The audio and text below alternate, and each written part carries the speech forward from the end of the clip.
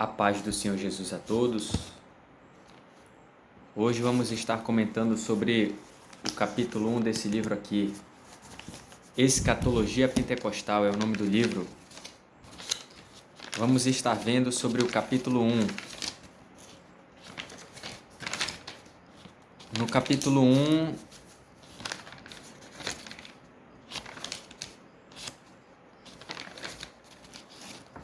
ele vai dizer o seguinte: a revelação deste livro é a apoteose de todas as profecias exaradas nas Escrituras Sagradas. Toda a literatura profética sobre o fim dos tempos deságua neste extraordinário livro. O livro de Apocalipse é, sem dúvida, o mais surpreendente de todos os livros da Bíblia e também de todos os escritos em todas as épocas. O último livro do Novo Testamento é rico em alegorias, símbolos, tipos, enigmas e figuras. Pela sua imponência literária, fica sujeito às várias e numerosas interpretações. Também é conhecido como o livro da revelação do Senhor Jesus Cristo, de acordo com Apocalipse 1:1. O autor chama a si mesmo de João, e a tradição eclesiástica diz que se trata de João Evangelista. Entretanto, muitos especialistas sentem-se mais inclinados a atribuir o texto a algum outro destacado e primitivo cristão. A opinião geral é de que o livro foi escrito na ilha de Patmos, uma pequena ilha rochosa no mar Egeu, a sudoeste de Éfeso. Ali, talvez durante o reinado do imperador romano Vespasiano, 69 a 79 DC, ainda que com maior probabilidade tenha sido escrito durante o reinado do imperador Domiciano, década de 90 DC. O autor relata o que lhe dizia a grande voz: Eu sou o Alfa e o Ômega, o princípio e o fim. O que vês, escreve-o num livro e envia-o às 7 igrejas que estão na Ásia, a Éfeso, e a Esmirna, e a Pérgamo, e a Tiatira, e a Sardes, e a Filadélfia, e a Laodiceia. Apocalipse 1, do 8 ao 11.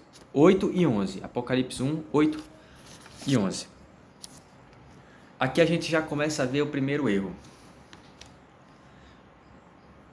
Ele diz o seguinte: a opinião geral, se bem que é opinião, né? Na verdade, corrigindo, melhor dizendo, o que se é pregado é errado, mas ele colocou a opinião do que pregam. Não que isso seja verdade, vamos mostrar que não é verdade. Olha só o que diz o texto. A opinião geral é de que o livro foi escrito na ilha de Patmos. Isso é uma verdade, que a opinião geral diz isso. Mas o livro não foi escrito na ilha de Patmos. Vocês podem conferir isso. Peguem a Bíblia de vocês, que a gente vai ver que não foi escrito na ilha de Patmos. Apocalipse, capítulo 1, versículo 8. Presta bem atenção no que diz o versículo. Eu, João, ele está escrevendo: Eu, João, que também sou vosso irmão e companheiro na aflição e no reino e na paciência de Jesus Cristo, estava na ilha chamada Patmos. Ou seja, na hora que ele está escrevendo, ele está dizendo isso. Estava na ilha de Patmos. Então ele não escreveu lá. O texto é muito claro. Eu, João, que também sou vosso irmão e companheiro na aflição e no reino e na paciência de Jesus Cristo, estava na ilha chamada Patmos, por causa da palavra de Deus e pelo testemunho de Jesus Cristo. Quando ele está escrevendo isso, ele está dizendo: eu estava lá. Ou seja, ele não está no momento da escrita, então o livro não foi escrito lá. Só que o livro ele está dizendo que a opinião geral é que dizem isso, realmente dizem. Mas não é verdade isso que dizem. Rapidinho, para a glória de Deus, a gente consegue mostrar que não é. Quando ele está escrevendo, ele está dizendo: eu estava na ilha de Patmos. Quando eu estava lá. Ele não está dizendo: eu estou na ilha de Patmos. É diferente. Mas realmente a opinião geral diz que o livro foi escrito na ilha de Patmos, mas não é verdade.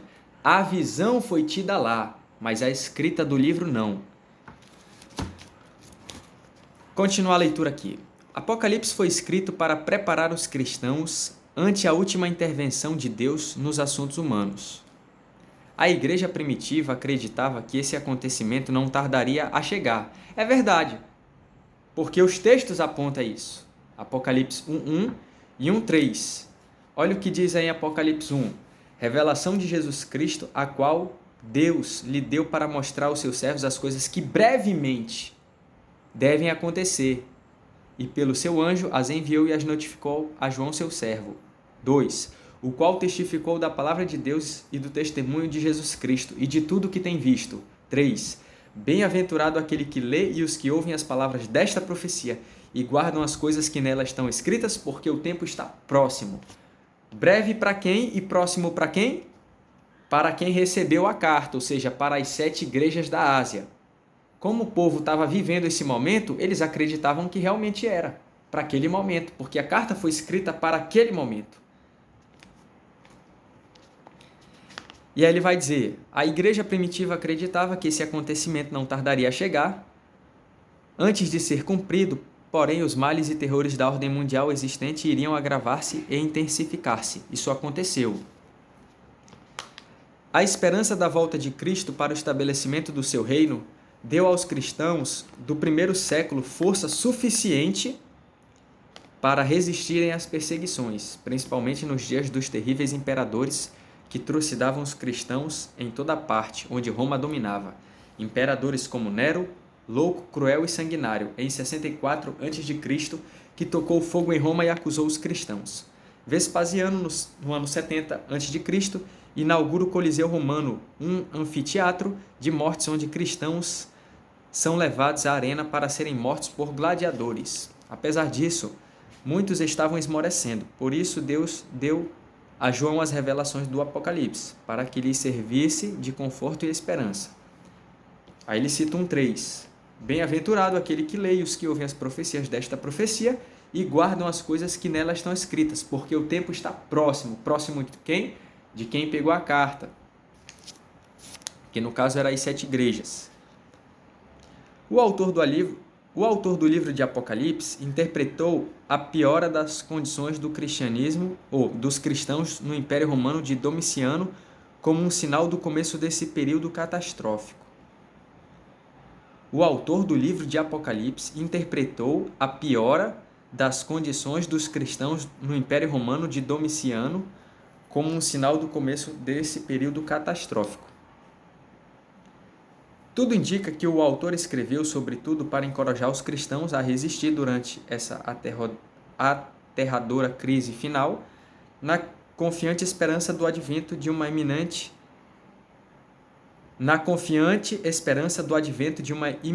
era justa para a eternidade. A palavra Apocalipse, do grego Apocalipsis, significa revelação, formada por apo, que significa tirado de, e kaluma, que significa véu. Um apocalipse, na terminologia do judaísmo e do cristianismo, é a revelação divina de coisas que, até então, permaneciam secretas a um profeta escolhido por Deus. Por extensão, passou-se a designar de Apocalipse os relatos escritos dessas revelações. Devido ao fato de a maioria das Bíblias em língua portuguesa usar o título Apocalipse e não Revelação, até o significado da palavra ficou obscuro, sendo às vezes usado como sinônimo errôneo de fim do mundo. Aí ele vai falar, sobre os capítulos. Tema do livro é a vinda de Jesus em glória, isto é, a sua revelação pessoal em glória e poder a Israel e às nações. Isso é declarado no primeiro versículo do livro, revelação de Jesus Cristo. O texto-chave do livro todo está em Apocalipse 1:7. Eis que vem com as nuvens, e todo olho o verá, até os mesmos que o transpassaram, e todas as tribos da terra se lamentarão sobre ele. Sim, amém. O esboço do livro de Apocalipse, em classificação capitular, dentro da teologia pentecostal, traduz-se e entende-se desta forma. Capítulo 1, a visão de Cristo glorificado. Capítulo 2 e 3, a igreja no passado e no presente. Capítulo 4, a igreja arrebatada. Isso aqui é meio estranho, hein? Isso aqui é meio estranho, hein? Mas, capítulo 5, a igreja glorificada. Capítulo 6 a 18, a grande tribulação. Não é bem verdade não, mas isso aqui é muito questionável. Porque a grande tribulação, ele vai contar nas 2 semanas, quer dizer, na última semana de Daniel, que é as 2 metades. E o capítulo 6 não fala disso aí, dessa primeira metade. Mas é o que está aqui, né? Capítulo 19, a volta pessoal de Jesus em glória. Capítulo 20, o milênio e o juízo final. Capítulo 21 e 22, o perfeito estado eterno. Aí ele começa a explicar aqui, né? Capítulo 1, que é a visão de Cristo glorificado. Trata-se de uma visão de Cristo, como ele está atualmente na glória. Capítulo 2 e 3, a igreja no passado e no presente. Trata-se das 7 igrejas da Ásia e representam 7 períodos da história da Igreja Universal como o corpo de Cristo. Isso aqui, ó, é o que eu digo. Já começou a colocar o que ele acha, o que ele acredita, como ele crê. Porque tem vamos supor, tem uma igreja lá na Ásia, uma comunidade que não era quente nem frio, é morno. Aí vamos supor, sei lá, um exemplo. No século XV, o período da humanidade, o evangelho estava assim. Aí ele, olha, essa é a igreja tal. Então está tendo muita simbologia, só que o livro por si não fala disso. Isso são interpretações pessoais. Então é nessas questões que, quando alguém vai interpretar a Bíblia, ela tem que ter cuidado. Porque senão um vai dizer que é o período da igreja, o outro fala que é atual, o outro não sei o quê. Aí começa a virar bagunça. E o texto não está falando disso. O texto fala que era para as 7 igrejas na Ásia. Beleza, aqui fala. E representam 7 períodos da história da Igreja Universal como o corpo de Cristo. Aonde fala que esses 7 períodos são representados pelas 7 igrejas da Ásia. Onde está na Bíblia dizendo isso? Não tem. Interpretação pessoal de alguém. Que foi passada e pegou em algumas pessoas porque receberam, pegaram esse pensamento e espalharam. Para tanto, basta que se faça um confronto entre as igrejas locais mencionadas no capítulo 2 e 3 e os períodos da história da igreja. Nada a ver. Isso aqui sempre vai ter um grupo de pessoas que se reúne frio, outro grupo que tem mais riqueza, mas não se compadece dos outros. Sempre vai ter essas coisas. Muitos teólogos, ele diz para comparar, para tanto basta que se faça um confronto entre as igrejas locais mencionadas no capítulo 2 e 3, que são as 7 igrejas, e os períodos da história da igreja. Muitos teólogos veem aqui uma representação das 7 fases da história da igreja desde o seu nascimento. Aqui foi uma verdade. Muitos teólogos veem, não é que é o que está escrito, é o que eles veem e acreditam. Porque dessa forma já começa a moldar o pensamento de quem está lendo um livro. Quem está começando e pega um livro desse para ler, já vai acreditar que é verdade, é mesmo, né, e tal, começa a acreditar. Tem que ficar só com a Bíblia. Capítulo 4. A igreja arrebatada. O arrebatamento à altura dos fatos do capítulo 4 prefigura claramente o arrebatamento da igreja após a sua história neste mundo. Isso aqui é meio duvidoso, porque o arrebatamento ele vai acontecer lá na frente. E aqui ele já está colocando para o capítulo 4. Mas tudo bem. A igreja, tudo bem, que eu falo, deixa para lá, né? Outra hora, se tiver que falar disso aí, vai ser dito. Capítulo 5. A igreja glorificada. Aqui temos representados os santos do Antigo e do Novo Testamento sob a forma de 24 anciãos perante o trono do Cordeiro, integrando um culto em que tomam parte todos os seres celestiais. Trata-se da igreja já glorificada após o seu arrebatamento. A Bíblia não fala que esses 24 anciões são 12 do Antigo Testamento e 12 do Novo. Pode até ser, mas não tem respaldo bíblico para isso, para essa afirmação. Capítulo 6 a 18. A grande tribulação. A grande tribulação é um período de aflição sem paralelos que sobrevirá aos judeus. Que ele jogou para frente, ó. Ele já falou, sobrevirá. Que vai vir, ou seja, ele está falando para o leitor, algo vai vir. Ele está jogando para o futuro. Ele poderia dizer sobreviria, sobreveio, mas ele joga para o futuro. A grande tribulação é um período de aflição sem paralelos que sobrevirá aos judeus e aos gentios após o arrebatamento da igreja. Isso aqui não é verdade. Isso aqui, de cara, a gente já começa... tem como provar isso facilmente que é mentira o que está escrito aqui. Muito simples. Eu vou terminar de ler esse trecho aqui e vou voltar nessa parte para explicar por que é mentira isso que está dito aqui. Não há palavras que possam descrever os horrores do sofrimento nesse período. Trata-se de um período de 7 anos, segundo um estudo comparativo da Bíblia, que é a semana de Daniel que eu tinha falado. Os capítulos 6 a 10 abrangem a primeira metade da grande tribulação, isto é, os seus primeiros 3 anos e meio. Os capítulos 11 a 18 abrangem a segunda metade dessa grande tribulação, isto é, os últimos 3 anos e meio. Outra mentira. Não é verdade. Vamos lá. São várias coisas aqui que está sendo dita, que está embaralhado. Mas vamos lá. Uma delas, ele diz assim, que a grande tribulação é um período de aflição sem paralelos que sobrevirá aos judeus e aos gentios após o arrebatamento da igreja. Ou seja, a igreja é arrebatada e na sequência vem o arrebatamento. Beleza. Quando a gente vai para Apocalipse, no capítulo 20, no versículo 4, vai falar sobre um juízo, que está acontecendo uma ressurreição aí. E não é a ressurreição do Apocalipse 20, do juízo final, que está no versículo 11 para lá. Não é essa. É uma outra, que ocorre antes. Olha o que ele vai dizer, que é antes do milênio. Olha o que ele diz. E vi tronos, e assentaram-se sobre eles aqueles a quem foi dado o poder de julgar. Então, ele viu vários tronos, ia ter um julgamento ali. E foi dado para as pessoas que sentariam ali, as pessoas, os anjos, os seres, não sei porque não fala, mas quem sentaria ali teria poder para julgar. E vi as almas daqueles que foram degolados pelo testemunho de Jesus. Presta atenção.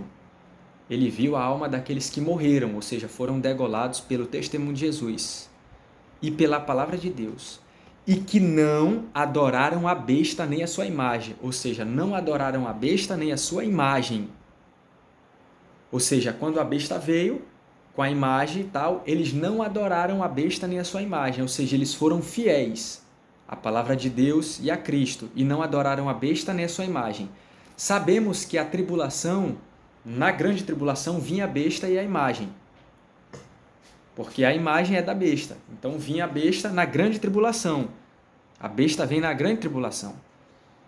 Ela não vem depois, ela vem na grande tribulação.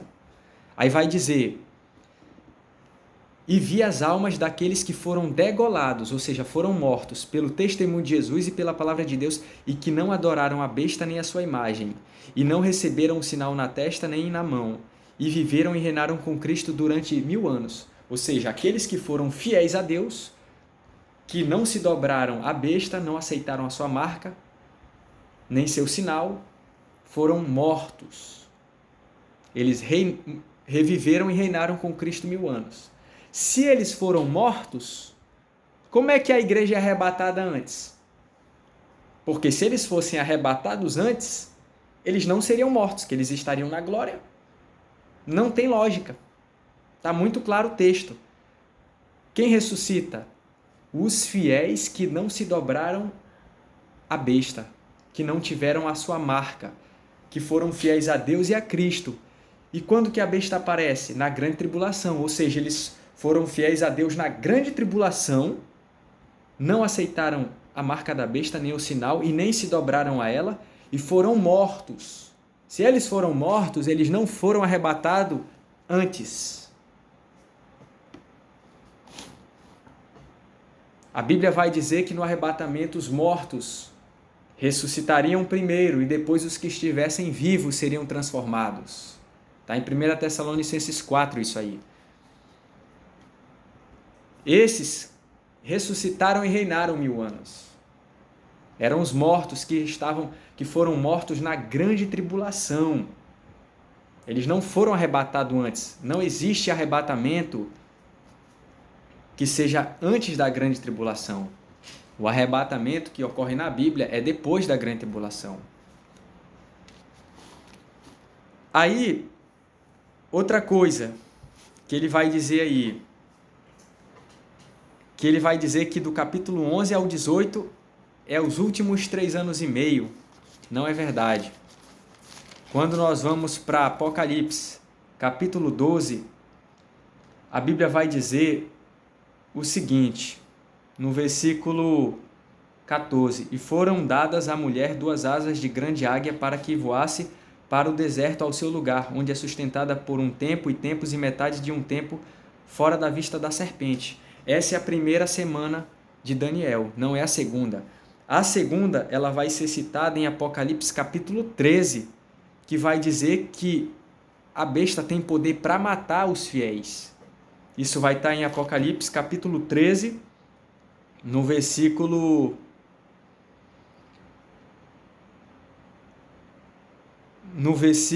7. E foi-lhe permitido fazer guerra aos santos e vencê-los, e deu-se-lhe poder sobre toda tribo e língua e nação. Aí está a segunda metade. Como que eu sei que isso não é a primeira metade? Porque a primeira metade ela é citada em Apocalipse 12, que ela fica escondida no deserto. A mulher fica escondida no deserto.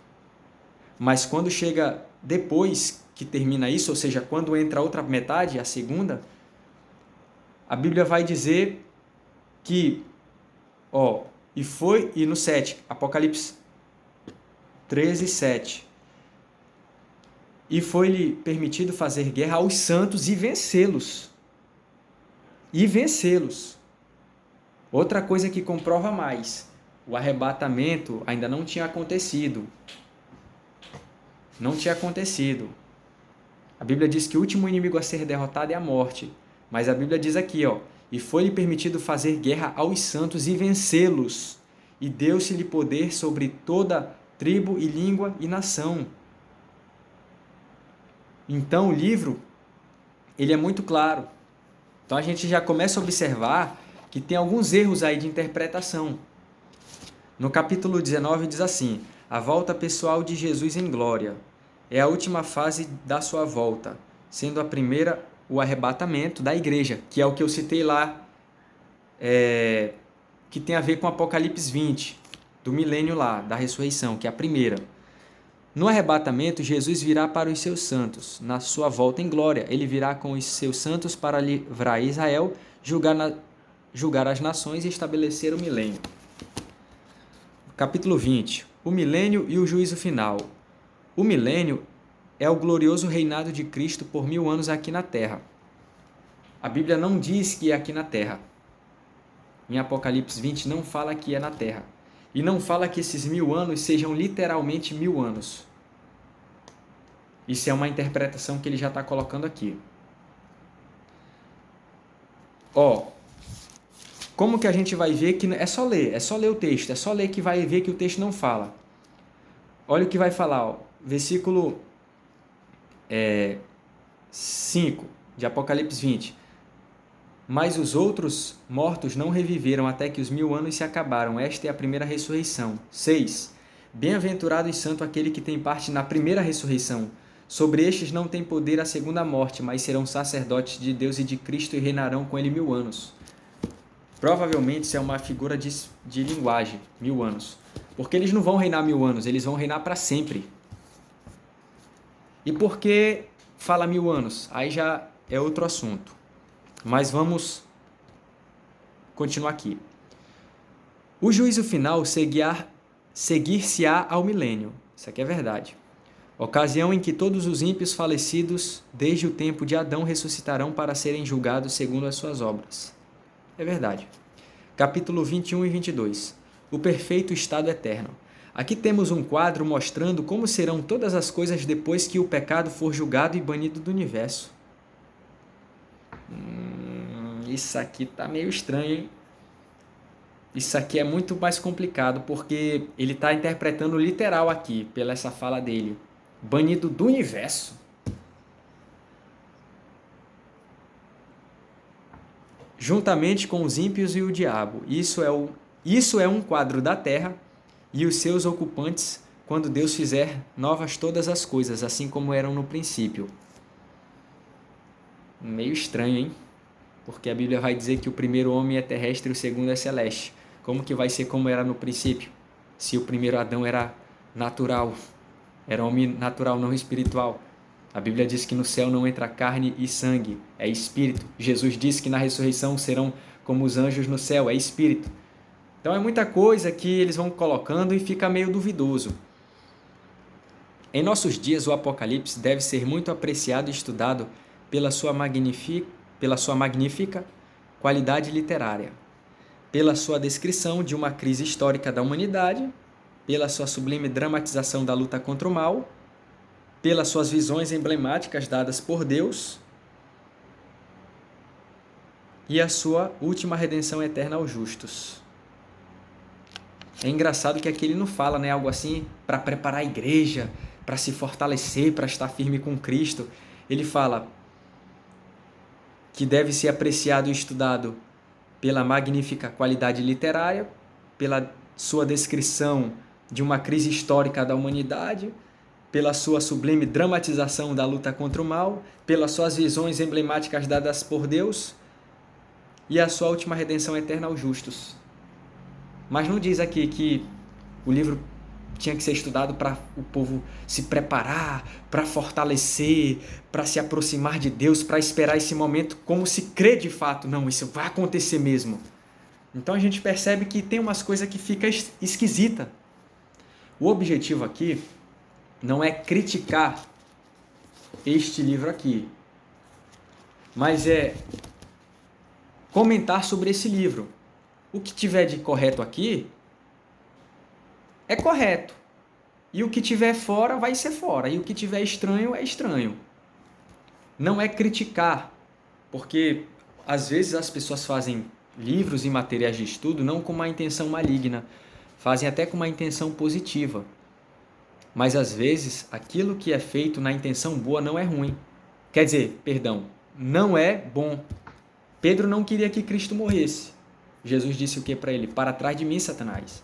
Às vezes as pessoas têm uma vontade boa de escrever livros, de passar um conhecimento para o povo. Só que muitas vezes passam de forma torcida as coisas, sem se analisar profundamente nos textos. Mas esse foi o comentário do capítulo 1 do livro Escatologia Pentecostal. E que Deus abençoe a todos. A paz do Senhor.